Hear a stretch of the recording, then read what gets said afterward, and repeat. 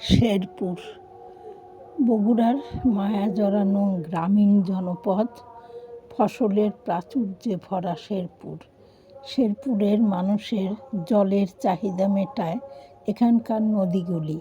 শেরপুরের 3 গম্বুজ বিশিষ্ট মসজিদ, সবুজে সবুজে ভরা এই গ্রাম।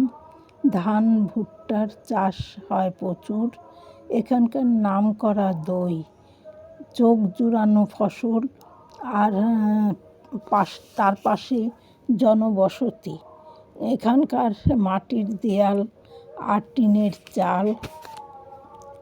গ্রামীণ জীবন সহজ সরল, শহরের মতো জটিলতা নেই এখানে।